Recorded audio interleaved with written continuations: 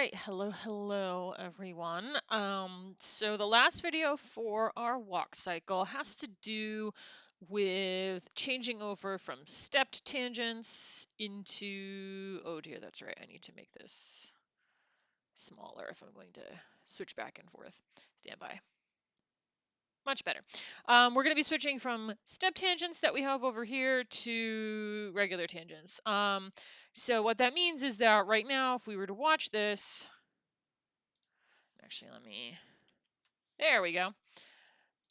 Right? This is after you've put in your four poses, your contact, your passing, then you're down, then you're up. And it looks like this. And it's not until you get those four poses in that you really start to actually see it as a walk cycle. And then we have to, let me get in perspective mode here.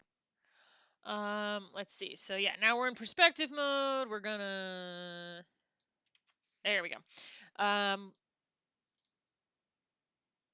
So what we want to do, this is not a finished walk cycle by any means, but it's we've mostly got the tangents doing what we want, and it's not this looks like a lot, but it's actually there's a couple of things we can sort of automatically do and consider to make this a little bit easier. So I had drag selected all of my controls before I disappeared them, and I'm gonna come over here and I'm gonna say flat tangent. This covers probably 60 to 70% of your keys. So the reason I default everything to flat tangent right away is that there's more of those kinds of tangents than the other ones we have to be concerned with. The main one being spline tangents. So flat tangents will actually I want to test one thing real quick. Clamped. We're going to go with clamped actually. Clamped is even better. So here's what's happening. Flat tangents means flat tangents everywhere. And that's great for a lot of things, but you can see, for example, this right here, whatever this happens to be, let's see if we can find it, is, let's see, of course, I'm not going to be able to easily find it. But whatever this is, there's a flat tangent along a path, which is not ideal because if you're coming from here to here, we actually want um, a spline tangent because we want it to be smooth as possible. This is a mark that we're trying to hit, but we don't want to slow in and slow out coming out of there. Ah, there it is. Found it. It's a shoulder joint, right? But one of the problems is trying to find all those things. So let's see if we can try something else. So I grab all of these and I say clamped tangents. And I'm presented with more, I think, a higher percentage of things going right, but there's still issues that you'll have to deal with. Namely, that now the ends, see this? These ends are not flat, and I need them to be flat. If those high points are not flattened out, see how it's going past the keyframe? I chose this keyframe for a reason. That's where I want it to go. So that's one of the tricks is flattening those out.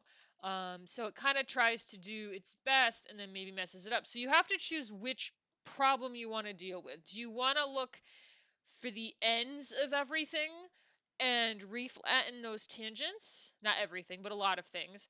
Or do you, like here, right here, we need another flat tangent. Or do you want to flatten everything and look for the splines? So I'm gonna do this two different ways. I'm gonna show you how to do it if you flatten everything, and then I'm gonna show you how to do it if you clamp everything. All right. So let's say you want to flatten everything. Flattening ensures that you do not go beyond any of your limits. This is really good, especially for the feet. So here's one of my feet. And it is designed on purpose that this is where it lands. At this particular point, wherever this point is. There we go. So this is, that's its rotate X. That's part of how it lands. And then this is its translate Y. And that's another so these things kind of combine. Now it's hard to see the translate. Why? Because it's so much smaller than the other things, but these peaks also matter. And by flattening tangents, I make sure basically that my feet don't go through the floor, which is pretty key. So that's why I personally like to flatten tangents first and then find the problems along the spline. Now finding the problems that are happening along the splines is a matter of just kind of going through each of these individually, not each little tiny property, each control, and finding these moments right here. We are going along a pretty smooth path, and then this steps in the way. And that's why there's a lot of hitches in this right now, because it's slowing down where it shouldn't. This shouldn't slow down. This should be spline. And now I just kind of got to go through each one. Here's another one where I got to, look at these big long curves. I don't think I see anything. I'm going to keep the hips in mind because I'm going to decide to make spline. Well, I'm going to decide to make that spline and then shorten it. So we got to slightly advanced move pretty early. So there is a little bit of work to do. I could probably ignore the fingers and thumbs because if I remember correctly, I don't have much going on at this point. Here's a good one. This is the main hip joint, the big hip joint that moves the body up and down. Look at this. Spline. Spline. Those things along that curve need to be splined out. And oh baby, yep, the hips are where this is most likely to happen because there's just such huge sweeping motions with the hips compared to some of the other things. Yeah. There we go.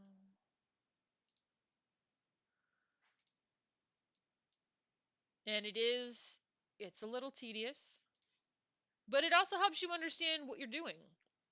It helps you understand what you're looking at. If you have something, if you have a motion that's going along a pretty steady curve, those things usually should not be interrupted. Now there's exceptions to everything. There's always exceptions to things. There we go. I'm not keen on that one being as jilty as it is. Clamped. We'll try clamped. Oh, that is clamped. Well, then we can also just manually change it. So if I want to smooth that out a little bit, but not have it be too smooth. Here's a big one. The Z direction of the feet. That's really going to help. So right now, as this foot moves forward and then backwards, it's like, spline. That will help it move smoothly from point A to point B. And yeah, this is it. It helps you learn the type of thing you're looking for because you have to look along, the spline. I'm skipping the fingers because I know I don't have, and the switches, I know I don't have anything on those, but it helps you understand where you did put controls in, where you did put changes in. That looks okay. And it helps you start to understand this graph editor at a somewhat deeper level because you have to look at your animation and go, what was I doing there? My preferred methodology is to turn things to spline and then dial it back. um, but and different people do this differently. If you go online, you're going to find stuff. Um, but you're going to find people doing this differently. But my methodology is that I don't like when the curve goes past the key. I don't I to me that is I don't like that because I put that key there for a reason. It's probably me being a bit of a control freak, right? My key is there for a reason. You shall not pass, essentially. It's animation for you shall not pass this point. This is where you're going.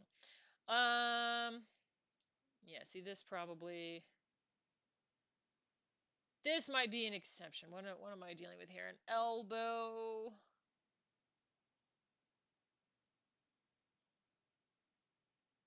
Which one is it? Elbow, left elbow. Straightens out a little bit more. Because this is not as much of an extreme, maybe there, but mostly no. All right, so that is one part of this. If you do this in this order, and again, it's a little bit tedious, but it helps you figure out where you're looking. And if I make it to the end here, shoulder, yep. You can see it's a lot of y-axes, a lot of rotate. This is a lot of the things that are rotating back and forth. And then in some cases, it's the z-axes, especially on the feet, because, oh, there we go. Z translations, because that's how it's moving back and forth in that direction. So that's the one thing you have to look at. The other thing you have to look at, and unfortunately, if you're capable of thinking of two things at once and looking at two things at once, you can do these both at the same time as you go through here. Now we're gonna take a look at this. Way less hitchy, but there's one part where it hitches, and that's when it loops. Because, let me see if I can find a good example of this. Ahaha. Well, no, that's changing direction. Nope. There's got to be one in here.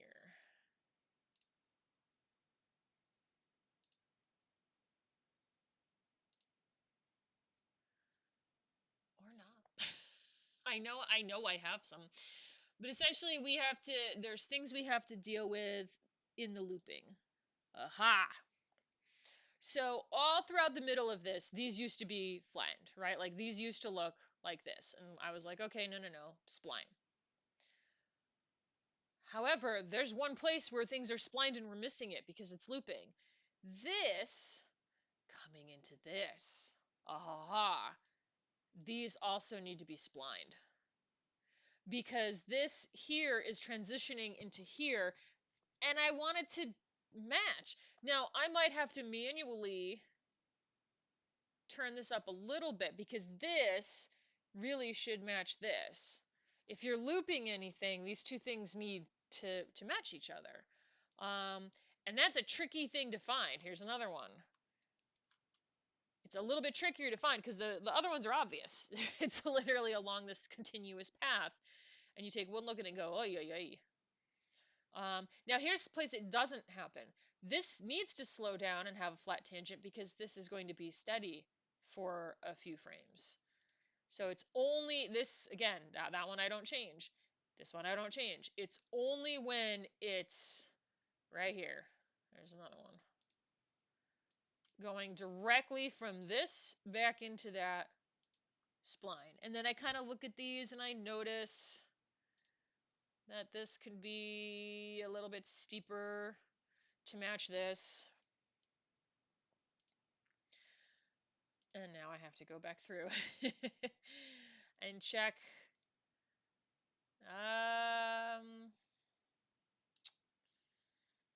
No, that's switching directions. So this is going back and then forth, and it has to switch directions, so that should stay flat. That should stay flat. That should stay flat. I like to go through everything twice because these two ideas, finding the splines alongst the middle and then finding the seams at the end, that to me is just conceptually two different things. So trying to look out for both of them is not really something I could do easily. My brain doesn't want to handle both those pieces of information. This is reversing direction. It's going up and then coming back down. Keep it flat. This is continuing up. Spline it out and then make a match. This is actually very similar to one of the other spine joints and what's happening there. Oh, interesting. This one is too. It's a little bit more subtle. Now, I have to deal with the fact that this is, whoa, let's not keep them both selected. This is very extreme. And this is a little bit harder to move because We can't just hold down shift and constrain because it is on a bias. I am going to put it partially towards flattened because this is less steep. And then I'm going to make this a little bit more steep. So these two things should hopefully smooth into each other a little bit better. There's another one.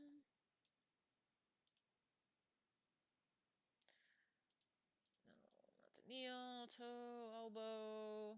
Yep.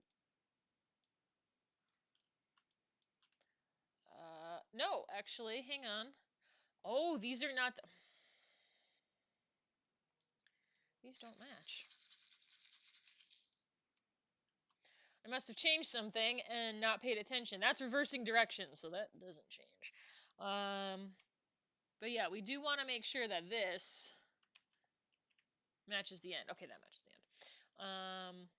So that's another thing you can kind of look out for is, did I miss any of these things? Now, you do want to make sure that you are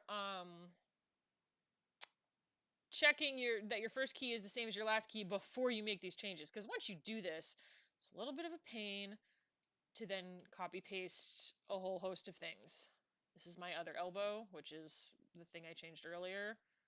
So I'm keeping track that I kind of changed this the same way.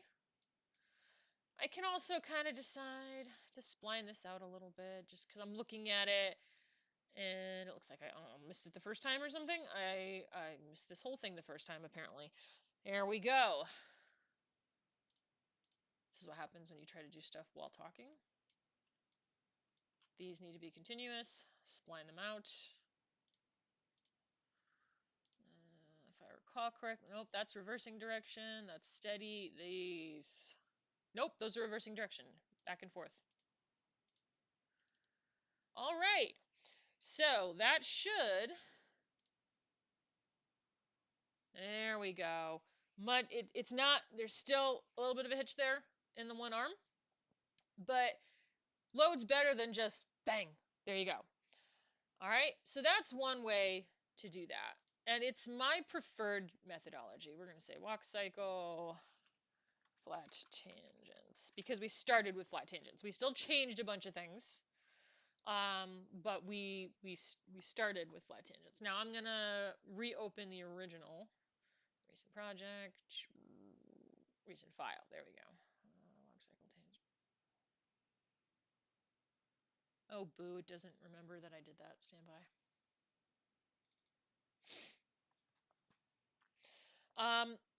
What I showed you was my preferred methodology. Because it's so valuable to me that I don't overshoot my keyframes, I prefer to make everything flat and then fix the stuff on the splines.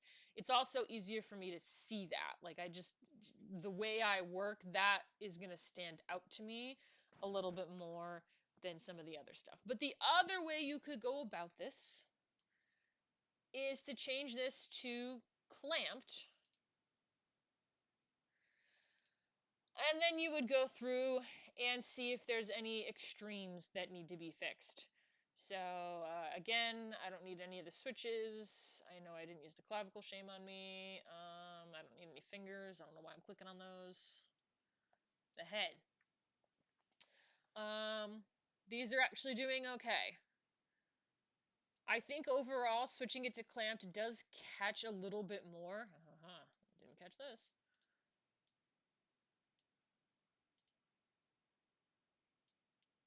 I just now have a slightly different problem to solve where I have to bring this down a skosh.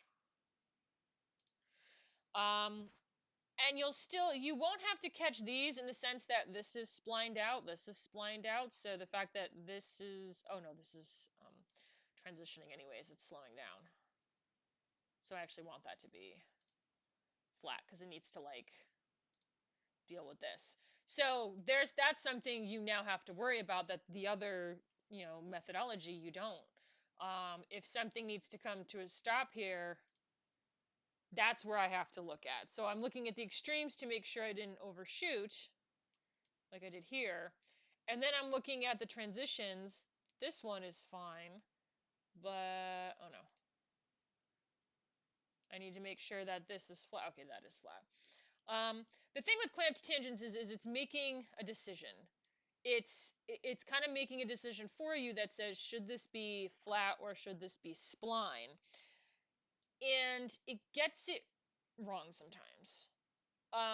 It gets it right a lot of the time, but it gets it wrong sometimes. And whereas my version, where you do everything flat at first and then go in and change everything, you know exactly what everything is because you made it all flat. So you know what has to happen is that you have to spline a few tangents. So it means that you only have to do one thing or one type of thing. Um, Whereas with this version, the things that are wrong, you may have to spline them or flatten them. It depends. These have to be flattened. So before we didn't have to worry about this. Um, this has to be flattened. Right? So it's a different set of stuff that you have to worry about. That doesn't have to be splined, but something else will have to be flattened later on.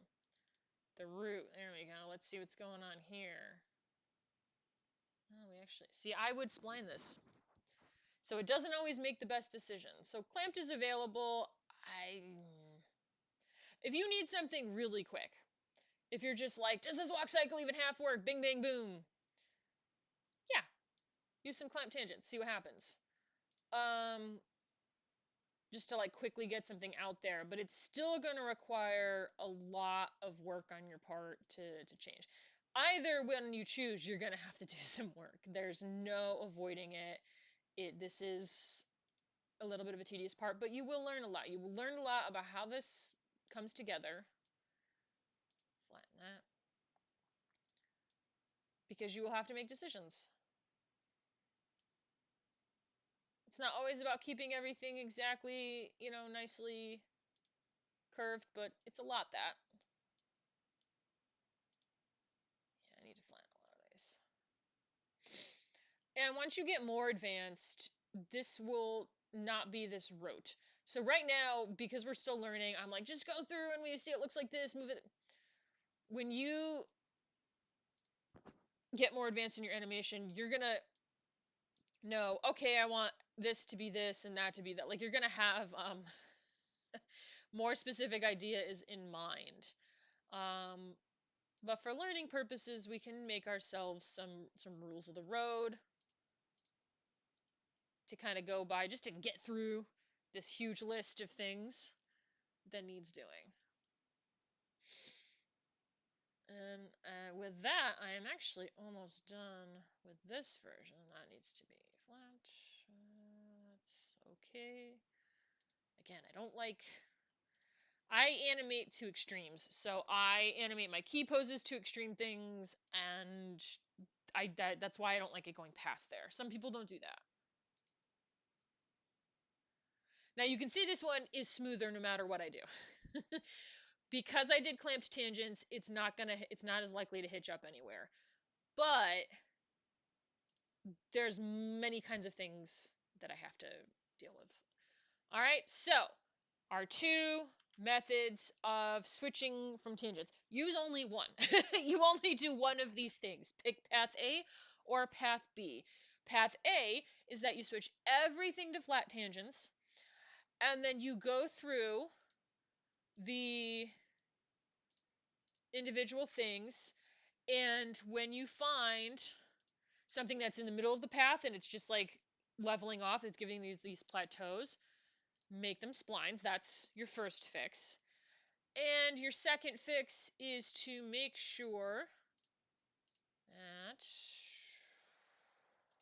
there we go. Anytime something needs to be continuous over the gap, over the loop, that it's not flattened. These will be flat by default, and you will have to unflatten them and potentially manually move things. So that's your two things you have to fix. You flatten everything, then you spline all the stuff that's in the middle of a curve, and then you check your seams. That's method one. Or, not and, or you grab all your controls. There's probably a way to select everything that's easier than this. And you select clamped. And then you go through and you find your extremes that might be overshooting. You flatten them so they're not overshooting. And then you find your seams that are not continuous, that are going back and then forth, and you flatten those as well. The difference here is that with clamped tangents, it is making decisions kind of based on an algorithm, and it, as you can see there, it may get them wrong sometimes. So, oh, that's very wrong. Yikes. It catches a lot of stuff, but there's different types of things you have to fix. Some things have to be fixed into flat, some things have to be fixed into spline. All right, hopefully that made sense. This is kind of one of the last steps, and after you do that, then you would kind of go back through and tweak some animation and, fix, any kind of poses or things that you're not happy with. But hopefully this gets you a walk cycle that you can be happy with for your first walk cycle.